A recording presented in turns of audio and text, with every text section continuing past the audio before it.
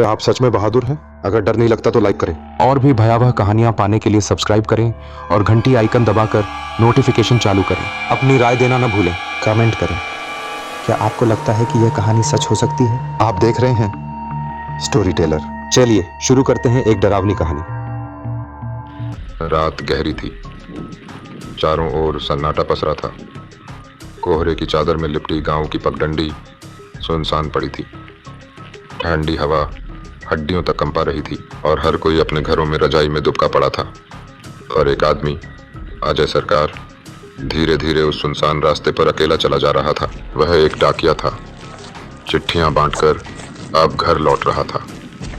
यह रास्ता उसने न जाने कितनी बार तय किया था, लेकिन आज कुछ अजीब था। हवा ठहरी हुई थी, पेड़ के पत्ते तक हिल नहीं रहे थे। तभी अचानक उसके कानों के पास एक धीमी फुसफुसाहट गूंजी। अजय, ओ अजय। आवाज जानी पहचानी लगी। उसका दिल जोरों से धड़कने लगा। वह झटके से पीछे मुड़ा, लेकिन वहां कुछ नहीं था, सिर्फ कोहरे की सफेद चादर में लिपटा वीरान रास्ता। उसकी सांसें तेज हो गईं। ठंड के बावजूद उसकी हथेलियां पसीने से भीगने लगीं। वह तेज कदमों से घर की ओर बढ़ने लगा, लेकिन तभी बड़ के पेड़ के नीचे एक परछाई खड़ी थी। वह एक औरत थी। उसकी लंबी जुल्फें उसके सीने तक लटकी थीं और उसने सफेद साड़ी पहन रखी थी। अजय के कदम वहीं ठिठक गए। कौन हो तुम? कोई जवाब नहीं। वह बस टकटकी लगाए देख रही थी। अजय का गला सूख गया। उसने हिम्मत करके पूछा, इतनी रात में यहाँ क्या कर रही हो? कोई जवाब नहीं। तभी अचानक हवा तेजी से चलने लगी। कोहरा हटने लगा। औरत का चेहरा साफ होने लगा और जो चेहरा उसने देखा, उसे देखते ही उसका खून जम गया। तो उसका आधा चेहरा सड़ चुका था। एक आंख गायब थी। उसकी जगह एक काला खाली गड्ढा था जिसमें घुप अंधेरा मचल रहा था। तभी औरत ने अचानक एक भयानक चीख मारी, अजय। उस भयानक आवाज ने अजय के कानों में बिजली की तरह झनझनाहट भर दी। वह जोर से चिल्लाया और उलटे कदमों भागने लगा। फिर कभी घर नहीं लौटा। सालों से इस गांव में एक रहस्यमयी डर फैला हुआ था। लोगों की मान्यता थी कि यहाँ निशी का साया है, वह आत्मा जो रात के अंधेरे में किसी का नाम लेकर पुकारती है। अगर कोई उस आवाज का जवाब दे दे तो वह कभी वापस नहीं आता। अजय के अचानक गायब होने के बाद गांव में और भी दहशत फैल गई। अब सूर्य ढलते ही हर दरवाजा बंद हो जाता। कोई भी इंसान, चाहे वह कितना भी बहादुर क्यों न हो, रात को घर से बाहर निकलने की हिम्मत नहीं करता। लेकिन इस कहानी पर यकीन नहीं हुआ कोलकाता से आए नए जमींदार विनायक राय को। वह एक तर्कवादी व्यक्ति थे जिनका भूत प्रेत में बिल्कुल भी विश्वास नहीं था। सब अंधविश्वास है, उन्होंने हंसते हुए कहा। मैं खुद साबित करूंगा कि निशी जैसी कोई चीज नहीं होती। गांव के बुजुर्गों ने उन्हें बहुत समझाया, लेकिन उन्होंने किसी की एक न सुनी। और फिर वह मनहूस रात आई। विनायक बाबू अकेले ही निकल पड़े उसी रास्ते पर जहां अजय सरकार गायब हुआ था। रात के ठीक 12 बजे घना कोहरा चारों तरफ फैल चुका था। दूर दूर तक सन्नाटा पसरा था। तभी हवा में एक धीमी मगर साफ आवाज गूंजी, विनायक, ओ विनायक। विनायक बाबू ठिठक गए। उन्होंने चारों तरफ देखा, कुछ नहीं था। फिर वही आवाज और करीब से, विनायक, तुम मुझे सुन सकते हो? उन्होंने गहरी सांस लेते हुए ऊंची आवाज में कहा, हाँ। कौन हो तुम? तभी कोहरे के बीच एक सफेद परछाई उभरने लगी। विनायक बाबू ने हिम्मत करके आगे कदम बढ़ाया और अगले ही पल उनके मुंह से एक दिल दहला देने वाली चीख निकली। गांव वालों ने विनायक बाबू को गहरी खाई में पड़ा पाया। उनका शरीर ठंडा हो चुका था। उनके चेहरे पर गहरे दर्द और डर की छाप थी, लेकिन सबसे भयानक बात, उनकी जीभ कटी हुई थी, जैसे किसी ने यह पक्का कर दिया हो कि अब उनके मुंह से कभी कोई आवाज नहीं निकलेगी। लेकिन कहानी यहीं खत्म नहीं हुई। विनायक बाबू की लाश के पास एक अजीब चीज मिली, एक सफेद कपड़ा। वह खून से सना हुआ था और उसके ऊपर कांपते हाथों से लिखा गया था, मैं लौट आया हूँ। लेकिन कौन लौटा था? गांव के सबसे बुजुर्ग लोगों ने कांपती आवाज में कहा, निशी अब और ताकतवर हो चुका है, अब कोई रात में बाहर नहीं जाएगा। लेकिन इन सब बातों पर यकीन नहीं था गांव के एक युवक रवि घोष को। रवि एक पढ़ा लिखा नौजवान था जिसने कोलकाता से पढ़ाई की थी। उसका दिमाग तर्क और विज्ञान पर चलता था। भूत प्रेत जैसी बातों को वह अंधविश्वास मानता था। उसने हंसते हुए कहा, मुझे लगता है कि ये किसी इंसान की चाल है, कोई जानबूझकर डर फैला रहा है। उसके दोस्तों ने उसे समझाने की बहुत कोशिश की, पर रवि ने किसी की न सुनी। मैं खुद साबित करूंगा कि निशी जैसा कुछ नहीं होता। और फिर एक रात के ठीक 12 बजे चारों ओर सन्नाटा, हवा तक थमी हुई थी। सिर्फ मंदिर की घंटी की धीमी आवाज कभी कभी हवा में तैर जाती थी। रवि ने हाथ में एक लालटेन उठाई और उस रास्ते पर निकल पड़ा। ठीक उसी रास्ते पर जहां विनायक राय की मौत हुई थी। लेकिन जैसे ही उसने कुछ कदम बढ़ाए, अजीब चीजें होने लगीं। हवा एकदम ठहर गई, लालटेन की लौ धीमी पड़ने लगी, और फिर रवि रवि फुसफुसाहट। रवि चौंक गया। आवाज बहुत करीब से आई थी, लेकिन वहां कोई नहीं था। और इस बार वह डर कर भागा नहीं। उसने जोर से चिल्लाकर कहा, कौन है? सामने आओ। और तभी कोहरे के बीच एक सफेद परछाई उभरने लगी। वह लंबी थी, हड्डियों से बनी हुई।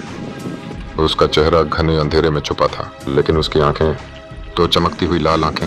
रवि की रीढ़ में सर्द लहर दौड़ गई, और अगले ही पल वह भयानक चीख गूंजी, और फिर रवि घोष भी गायब हो गया। रवि के गायब होने के बाद गांव वालों में और भी ज्यादा खौफ बैठ गया, लेकिन कुछ लोगों का मानना था कि शायद रवि डरकर कहीं भाग गया होगा। फिर एक रात कुछ ग्रामीण उसी रास्ते से गुजर रहे थे, तभी उन्होंने सुना एक अजीब आवाज। कभी वह किसी कुत्ते के रोने जैसी लगती, कभी किसी पक्षी की आवाज, और कभी ऐसा लगता कि कोई गहरे कुएं से गूंजती हुई गुर्राहट कर रहा हो। डरते डरते वे आगे बढ़े, और तभी वे गांव के पुराने मंदिर के पास पहुंचे। मंदिर जो सालों से वीरान पड़ा था। लोगों का कहना था कि वहां कोई नहीं जाता, और न ही वहां कभी कोई दिया जलता था। लेकिन आज रात मंदिर के दरवाजे खुले हुए थे, और अंदर हल्की सी रोशनी दिख रही थी। गांव की एक बुजुर्ग महिला माया दासी सबसे आगे खड़ी थी। वह कांपती आवाज में बोली, कुछ गड़बड़ है। किसी ने उसे रोकने की कोशिश की, लेकिन उसने ध्यान नहीं दिया। माया दासी मंदिर के अंदर चली गई। बाहर खड़े गांव वाले सांस रोककर देख रहे थे। कुछ सेकंड तक अंदर बिल्कुल शांति थी, और फिर माया माया वही भयावह आवाज गूंजी, जैसे किसी ने उसके नाम को चूस कर खींच लिया हो, जैसे किसी गहरी गुफा से आवाज आ रही हो। गांव वाले डर के मारे चीख पड़े, लेकिन बहुत देर हो चुकी थी। माया दासी कभी वापस नहीं आई। गांव में अजीब सा सन्नाटा पसरा हुआ था। लोग खौफजदा थे। रात होते ही दरवाजे मजबूती से बंद कर दिए जाते, दियों की लौ धीमी कर दी जाती, और किसी को भी बाहर निकलने की सख्त मनाही थी। लेकिन एक रात जब चांद आसमान में अपनी पूरी रोशनी बिखेर रहा था, गांव में एक अजनबी पहुंचा। वह था केशव सिंह, कोलकाता से आया एक रहस्यवादी और पुराणों का विद्वान। उसने सुना था कि इस गांव में कोई अजीब दहशत फैली हुई है, और वह ऐसा व्यक्ति नहीं था जो केवल सुनकर मान ले। उसे सच्चाई जाननी थी। गांव वालों ने उससे कहा, रात में बाहर मत निकलिए, मंदिर के पास मत जाइए, वहां एक प्राचीन श्राप छिपा हुआ है जो फिर से जाग उठा है। लेकिन केशव को तो यही बात और ज्यादा रोमांचक लगी। वह जानता था कि यदि कोई श्राप है तो उसकी जड़ें भी होंगी। उसके पास तंत्र मंत्र के ग्रंथ थे, यंत्र थे, और सबसे बड़ी चीज तो उसकी समझ थी। अगर यह वास्तव में कोई श्राप है तो इसे रोका भी जा सकता है, उसने खुद से कहा। उसी रात बिना किसी को बताए वह अपने साथ तांत्रिक ग्रंथ और कुछ अनुष्ठानिक वस्तुएं लेकर मंदिर की ओर बढ़ चला। चंद्रमा के हल्के उजाले में मंदिर की ऊंची दीवारें किसी भूतिया किले जैसी लग रही थीं।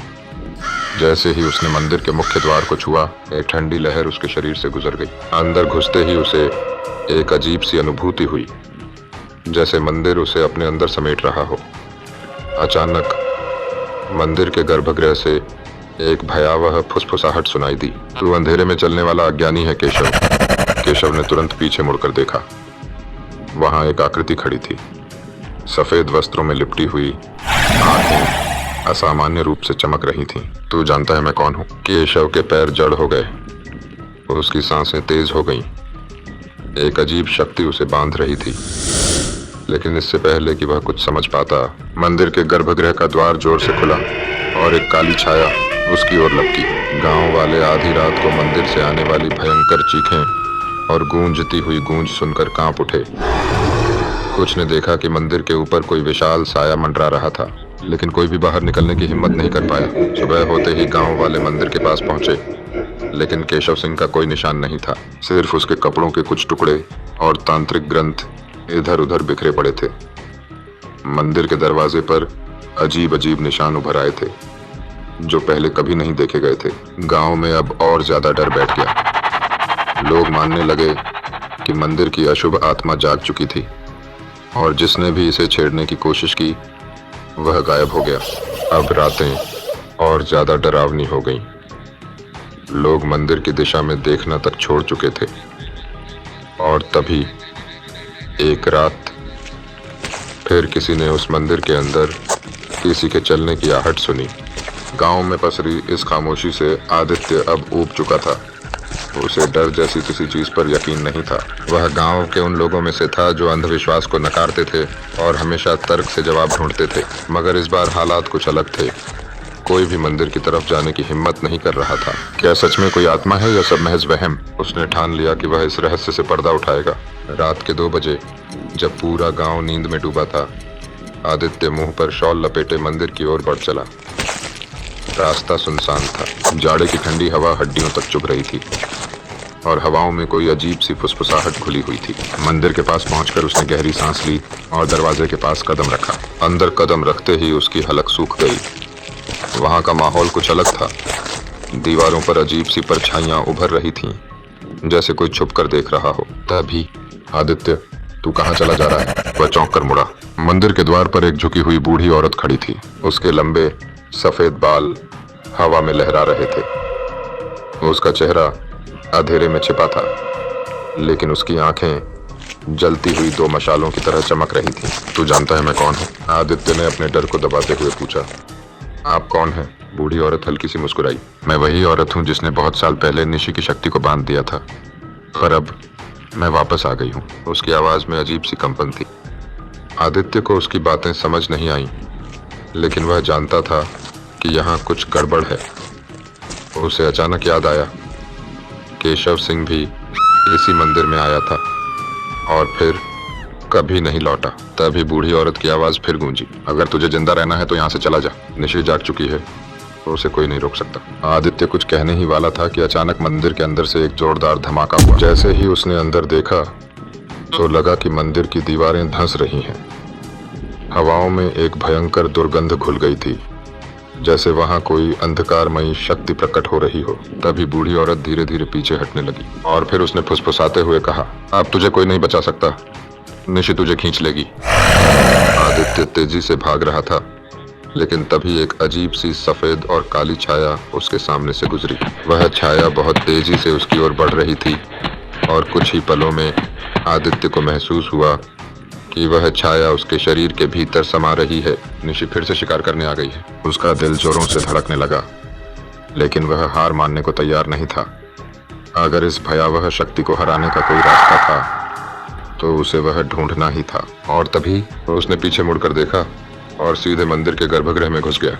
मंदिर के अंदर एक अजीब सा अंधेरा फैला हुआ था। वातावरण भारी लग रहा था, जैसे दीवारों के भीतर कोई छुपा हुआ हो। और वहां ठीक उसके सामने वही सफेद बालों वाली बूढ़ी औरत खड़ी थी। उसके पास ही वह काली छाया धीरे धीरे आकार ले रही थी। आदित्य ने हिम्मत जुटाकर पूछा, तुम्हें क्या चाहिए? बूढ़ी औरत ने एक हल्की मगर रहस्यमयी मुस्कान के साथ जवाब दिया, तुम नहीं जानते आदित्य, अगर निशि एक बार किसी के अंदर समा जाए तो वह उसे कभी छोड़ता नहीं। आदित्य के रोंगटे खड़े हो गए। उसके सामने जैसे उसका ही अंधकार में भविष्य खड़ा था। अब तक आदित्य को एहसास हो चुका था कि मंदिर के अंदर घुसकर उसने बहुत बड़ी गलती कर दी है। उसके भीतर कहीं न कहीं यह एहसास पहले से था कि यह जगह शायद उसकी आखिरी मंजिल बन सकती है। उसे अब यह भी समझ में आ गया था कि निशि सिर्फ एक आत्मा नहीं थी, वह कभी एक शक्तिशाली युवक था, लेकिन किसी श्राप के कारण वह एक अंधेरे अस्तित्व में बदल गया। अब वह एक शिकार की तलाश में था जो उसे नई जिंदगी दे सके। बूढ़ी औरत अब भी उसे गहरी निगाहों से घूर रही थी। उसकी आंखों में कुछ ऐसा था जो आदित्य को अंदर तक जमा देने वाला डर महसूस करा रहा था। तुम नहीं जानते आदित्य, निशि तुम्हें मंदिर के अंदर यूं ही नहीं छोड़ेगा। वह तुम्हें अपनी जंजीरों में बांधना चाहता है, लेकिन अगर तुम सच में जिंदा रहना चाहते हो तो मेरे साथ चलो। आदित्य कुछ देर तक सोचता रहा। मंदिर के गर्भगृह में अंधेरा और गहरा हो गया था। ऐसा लग रहा था जैसे मंदिर की दीवारें उसे पकड़ने के लिए सिकुड़ रही हों। आदित्य ने कांपती आवाज में पूछा, अगर तुम्हें सब पता है तो बताओ, मुझे क्या करना होगा? बूढ़ी औरत ने बिना कोई जवाब दिए मंदिर के पुराने मंच की तरफ कुछ फेंका। तभी वहां से एक तेज रोशनी निकली, लेकिन यह कोई सामान्य रोशनी नहीं थी। यह एक भयावह ऊर्जा थी जिसने पूरे मंदिर को एक अजीब से अंधकार में डुबो दिया। बूढ़ी औरत की फुसफुसाहट फिर सुनाई दी, अगर तुम्हें बचना है तो तुम्हें निशि को रोकना होगा। इस मंदिर के भीतर ही वह शक्ति है जो उसकी आत्मा को निर्बल कर सकती है। आदित्य को बूढ़ी औरत की बातों पर पूरी तरह भरोसा नहीं था, लेकिन वह जानता था कि अगर उसने निशि को रोकने का कोई उपाय नहीं खोजा तो पूरा गांव उसकी अगली शिकारगाह बन जाएगा। उसने हिम्मत जुटाकर पूछा, लेकिन मैं उसे रोकूंगा कैसे? बूढ़ी औरत ने एक रहस्यमयी मुस्कान के साथ जवाब दिया। मंदिर के गुप्त कक्ष में एक पुरानी किताब छुपी हुई है। उसमें इस शाप से मुक्ति का उपाय लिखा है। अगर तुम उसे ढूंढ सकते हो तो तुम्हारी तकदीर बदल सकती है। लेकिन आदित्य को यह एहसास नहीं था कि उस पुस्तक को हासिल करना इतना आसान नहीं होगा, क्योंकि जैसे ही उसने आगे बढ़ने की कोशिश की, मंदिर के द्वार खुद ब खुद बंद हो गए और चारों तरफ एक डरावनी हंसी गूंज उठी। यह किसी इंसान की नहीं थी, बल्कि एक अज्ञात अंधेरी शक्ति की थी, निशि की, जो हमेशा इंसानों के भीतर समा जाना चाहता था। आदित्य समझ गया कि अगर उसे इस अभिशप्त जगह से जिंदा बाहर निकलना है तो उसे वह रहस्यमयी किताब ढूंढनी ही होगी। वह तेजी से गर्भगृह की ओर भागा। वहां एक पुरानी लकड़ी की अलमारी रखी थी जो वर्षों से बंद पड़ी थी। उसने कांपते हाथों से अलमारी खोली। धूल के गुबार के बीच कई तंत्र मंत्र की किताबें बिखरी पड़ी थीं, लेकिन उनमें से एक किताब बिल्कुल अलग थी, काली रंग की, रहस्यमयी और अजीब सी ऊर्जा से भरी हुई।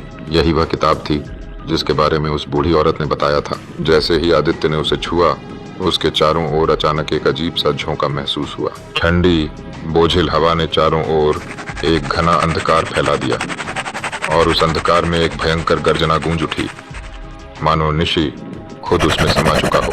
आदित्य ने कांपते हाथों से किताब खोली।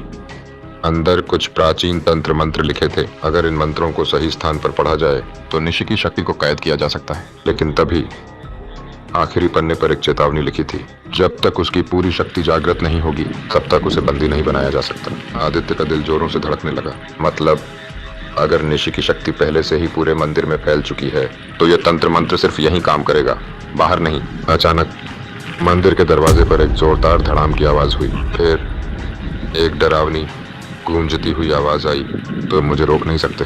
आदित्य, मैं लौट आया हूँ, तुम्हारी मृत्यु निश्चित है। आदित्य ने तेजी से चारों ओर देखा। अब उसके पास ज्यादा समय नहीं था। वह जान गया कि निशि अब पूरी तरह साकार होने वाला है। अगर उसने उसे अभी नहीं रोका तो सिर्फ वही नहीं बल्कि पूरा गांव उसकी भयानक शक्ति का शिकार बन जाएगा। आदित्य ने पूरी ताकत से किताब को मंदिर के पत्थर के फर्श पर पटक दिया। तभी एक जबरदस्त ऊर्जा पूरे मंदिर में फैल गई। हवा में गहरी गड़गड़ाहट होने लगी, मानो मंदिर खुद इस भयावह शक्ति को रोकने की कोशिश कर रहा हो। चारों ओर भयंकर अंधेरा छा गया और एक अजीब सा कंपन महसूस होने लगा। मंदिर की दीवारें धीरे धीरे हिलने लगीं, जैसे किसी अनजानी शक्ति ने उन्हें पकड़ रखा हो। यह वही क्षण था। आदित्य जानता था कि अब या तो वह निशि को हराएगा या खुद हमेशा के लिए इस मंदिर में कैद हो जाएगा। तुम जितना भी प्रयास कर लो आदित्य, तुम मुझे नहीं रोक सकते। निशि की आवाज गूंज उठी। उसके शब्दों में एक ऐसी भयानक कंपन थी जिसने आदित्य के शरीर को सुन्न कर दिया। तुम अब मेरे ही अस्तित्व का हिस्सा बनोगे, हमेशा के लिए। भयंकर ठंड मंदिर के अंदर बढ़ती जा रही थी। हवा में एक गूंजती हुई कराह सुनाई देने लगी, मानो सैकड़ों आत्माएं दर्द से चीख रही हों।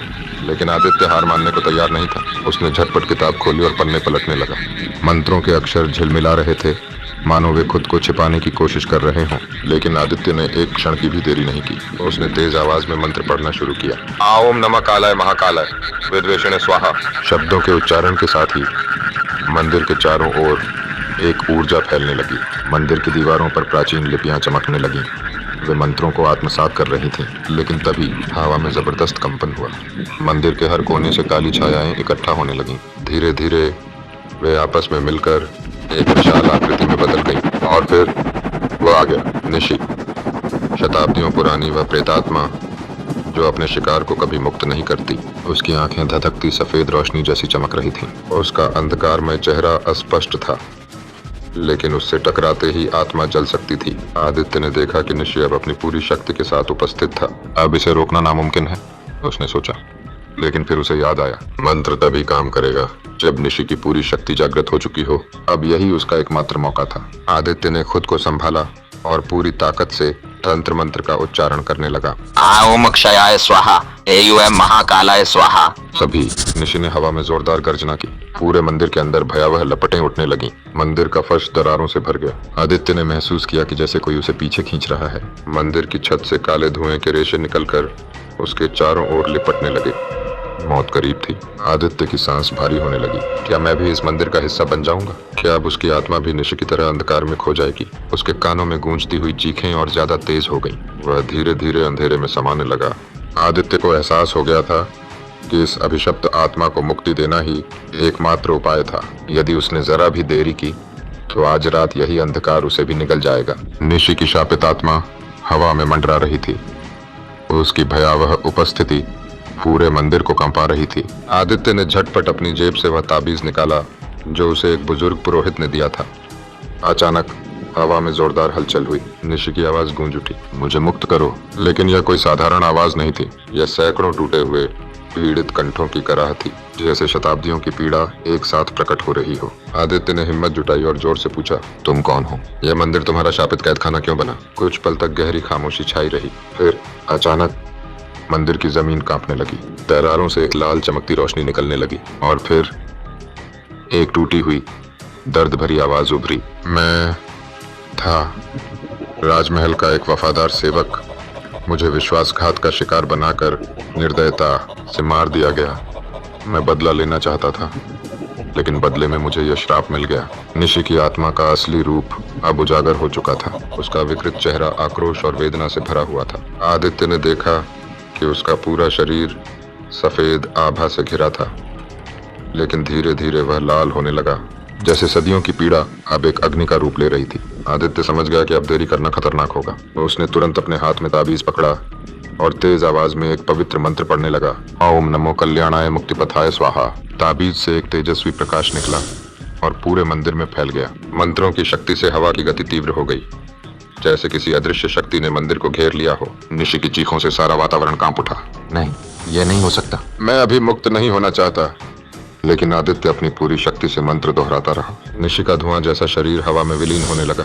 उसकी सफेद आंखों में अब पीड़ा की जगह शांति थी। जाते जाते उसकी धीमी आवाज आई, आखिरकार मुझे शांति मिल रही है। एक अंतिम चमकदार रोशनी मंदिर में फैल गई। मंदिर का माहौल अब बदल चुका था। अंधकार की वह ठंडी डरावनी लहर अब गायब हो चुकी थी। चारों ओर एक दिव्य शांति फैल गई। आदित्य थककर जमीन पर बैठ गया। सब कुछ समाप्त हो चुका था। अब यह मंदिर सिर्फ एक मंदिर था, एक भयानक आत्मा की कैदगाह नहीं। मंदिर के द्वार से बाहर निकलते ही उसे पूरब के आसमान में पहली सूर्य किरण दिखाई दी। एक पुराना श्राप समाप्त हो चुका था और आदित्य वह पहले से कहीं अधिक मजबूत था। प्यारे दोस्तों, कैसी लगी आज की कहानी? उम्मीद है आपको आज की कहानी पसंद आई होगी। आपका फीडबैक हमारे लिए बहुत मायने रखता है, तो नीचे कमेंट करना मत भूलना।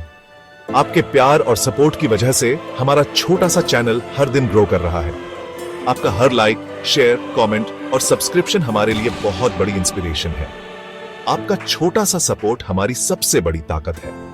अगर आपको वीडियो पसंद आया तो इसे थम्स अप देना, अपने दोस्तों और परिवार के साथ शेयर करो। अपने विचार बताने के लिए एक प्यारा सा कमेंट जरूर करना। और अगर आपने अभी तक सब्सक्राइब नहीं किया है तो सब्सक्राइब बटन दबाएं और बेल आइकॉन को रिंग करें, ताकि हमारी नई स्टोरीज की अपडेट्स सबसे पहले आपको मिले। पूरी स्टोरी टेलर फैमिली की तरफ से दिल से धन्यवाद। नई और रहस्यमयी कहानियों के लिए हमारे साथ जुड़े रहें। आपका फीडबैक हमारे लिए अनमोल है, इसलिए कमेंट करना मत भूलना।